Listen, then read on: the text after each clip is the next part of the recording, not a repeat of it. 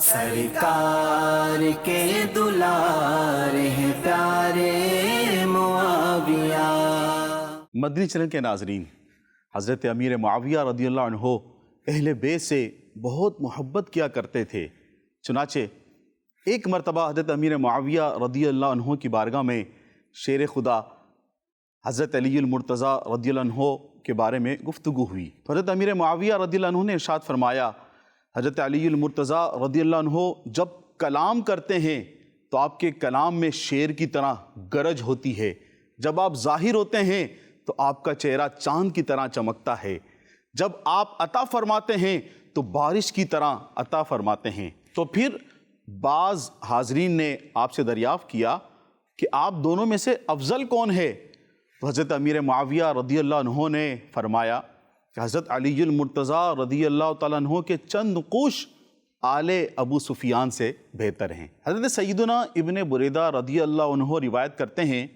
کہ ایک مرتبہ حضرت امام حسن رضی اللہ عنہ حضرت امیر معاویہ رضی اللہ عنہ کے پاس تشریف لائے تو حضرت امیر معاویہ رضی اللہ عنہ نے عرض کی کہ آج میں آپ کو ایسا نذرانہ پیش کروں گا کہ کبھی دوسرے کو نہ کیا ہوگا۔ تو آپ نے حضرت امام حسن رضی اللہ عنہ کی بارگاہ میں 4 لاکھ درہم پیش کیے۔ حضرت داتا گنجبخش علی حجویری رحمۃ اللہ تعالی علیہ فرماتے ہیں کہ ایک مرتبہ ایک شخص حضرت امام حسین رضی اللہ عنہ کی بارگاہ میں اپنی فقر و فاقہ کی شکایت لے کر حاضر ہوا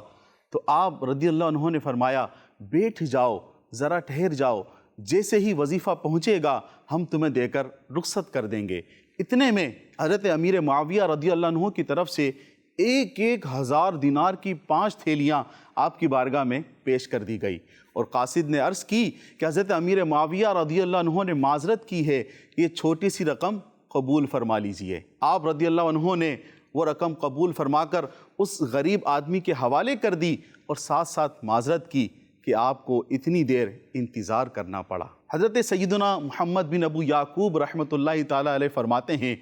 کہ حضرت امیر معاویہ رضی اللہ عنہ جب بھی حضرت امام حسین رضی اللہ عنہ سے ملاقات فرماتے تو آپ فرماتے، خوش آمدید خوش آمدید اے ابن رسول اللہ صلی اللہ علیہ وسلم، اور ساتھ ساتھ 3 لاکھ درہم بھی پیش کیا کرتے تھے۔ اور اسی طرح جب حضرت امیر معاویہ رضی اللہ عنہ حضرت امام حسن رضی اللہ عنہ سے ملاقات فرماتے تو آپ جب بھی اسی طرح فرماتے، خوش آمدید اے ابن رسول اللہ، اور آپ ان کو بھی اسی طرح 3 لاکھ درہم پیش کیا کرتے تھے۔ مدنی چینل کے ناظرین، ہمیں بھی چاہیے کہ ہم بھی اہل بیت سے اور صحابہ کرام علیہم رضوان سے محبت کریں۔ اللہ تعالیٰ سے دعا ہے کہ ہمیں بزرگان دین کا، اہل بیت کا، صحابہ کرام کا ادب کرنے کی توفیق عطا فرمائے۔ آمین بجاہ النبی الامین صلی اللہ علیہ وسلم۔ سرکار کے دلارے ہیں پیارے